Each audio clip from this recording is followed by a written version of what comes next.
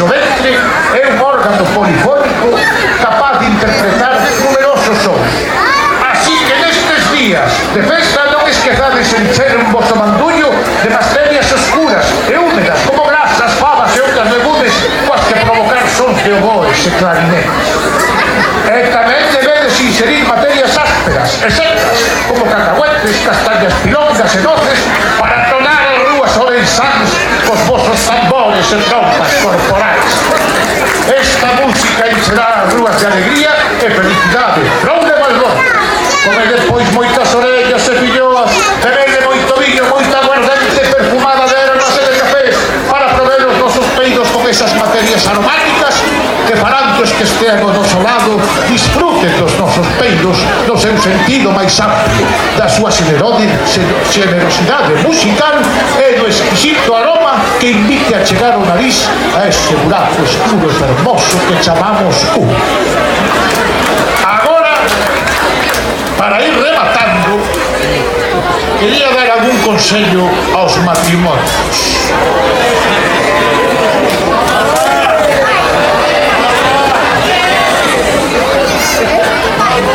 É posible que moitos de vos nestes días sintades a tentación de xantar, beber, bailar, troulear cos amigos e despois dormir a mono. É a miña obriga como home fraile experimentado nas fraquezas da carne advertirvos do perigo que a falta de certas prácticas pode ter na vosa vida. Non debedes esquecer as vosas obrigacións como homes e esposos, de vos como mulleres e esposas. A Frai Canedo gusta a gran carallada, por iso ten un gran carallo ou unha gran caralla, pero iso non é un adorno, amigos, non é un adorno que debamos deixar apartado, non é algo esquecido como un moble ben, non, iso non está só aí planexado, é algo que debemos usar o máis posible para que non se oxide. Por tanto, aqueles que esteades casados non debedes esquecer as boas e divertidas prácticas do matrimonio. Antes ben, debedes incrementalas en ritmo e en calidade. Nestes días debemos, por amor ao noso patrón e a nos mesmos, foder moito, moito e con moita frecuencia. Non hai nada que guste máis o noso santo patrón que ver os seus fillos retozando coas fermosas ferias das nosas vilas e cidades. Estes son días en que Frai Canedo exixe de noso esforzo de ofrecerlle aquelo que lle negamos o resto do ano. E todos os homes e mulleres estamos obrigados a esforzarnos por ele. E que poderíamos entendernos por sacrificio, amigos meus? Un sacrificio hermoso, un sacrificio que nos proporcionará gran satisfacción. Por exemplo, as mulleres.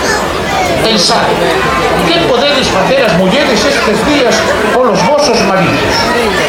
Que iso que tan a miúdo reclama el e ti negas e acotín?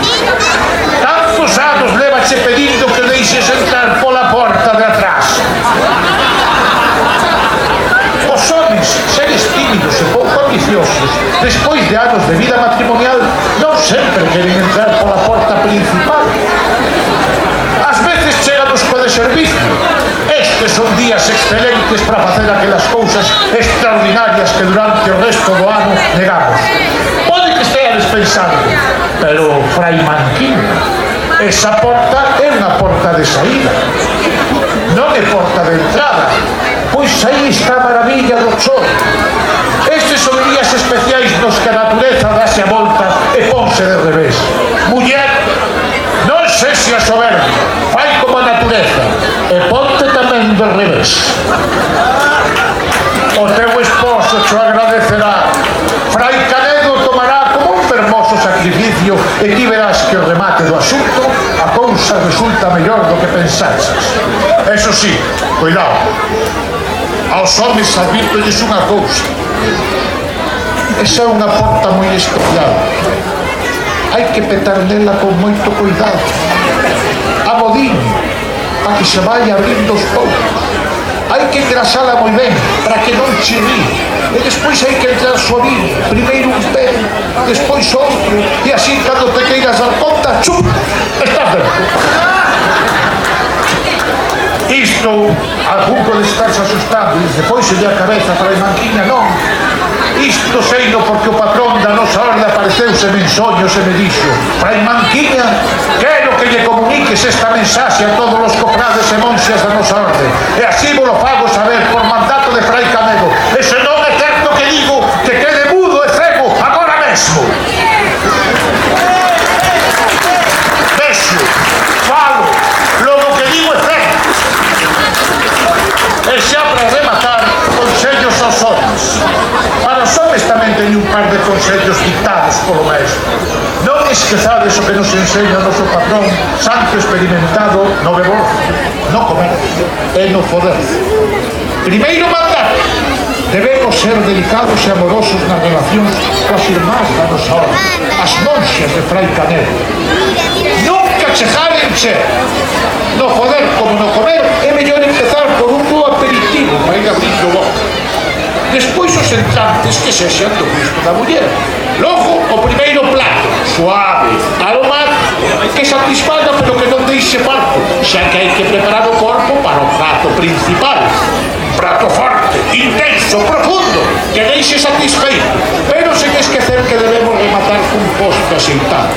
Pode ser un doce melindroso, como unhas palabras animosas, ou algo máis lixeiro e digestivo, como un chiste aceitado no medio. En calquera caso, non esquecer que o máis recomendable segundo as prácticas da orde é botar un polvo ou canivete coa parienta cada día, e se é posible, 2 ou 3, papel de casa. Estas cousas unen moito a sorte. Aqueles que por razón de idade, enfermedade ou outro motivo non poidan cumprir esta sana práctica, non deberán opoñerse a que o cómplice ou cónyuga busquen pola súa conta o mellor xeito de agradar o noso patrón. Cumprir os preceptos a que nos obligan estes días de prouca e descontrol. A todos os membros de orden que non estén unidos en matrimonio ou outro tipo de unión e manteñan celibato, teño que recordarles que durante estes días están obligados a cumprir polo menos unha vez o contacto carnal e gozoso cos seres do outro sexo ou do propio, que para isto Frai Canedo non fai instintos. Recordándoles que se non atopan parella dun xeito casual, existen a tal efecto establecimientos axeitados onde a cambio dunha determinada esmola poidan dar cumprida satisfacción a tan importante mandamento. Irmás, non deixedes caer en sacos rotos de sabios consellos que non invento eu, senón que me foron dictados en soños polo noso patrón. Dentro de 2 días entramos en tempo de cuaresma. 40 días de dor e arrepentimento, e só temos 3 para buscar de repetirnos. Non perdamos tempo, pois, e saíamos en procesión a poner en práctica estas sabias ensinanzas. Bailemos, cantemos, bebamos, xantemos e fodamos, que estas prácticas sexan agradables ao noso Señor Canedo e tamén ao Rei Momo, e que nos permitan chegar ao ano que ven con saúde para gastala da súa honra e no seu pagado culto. Para que así sexa, berremos todos xuntos. Viva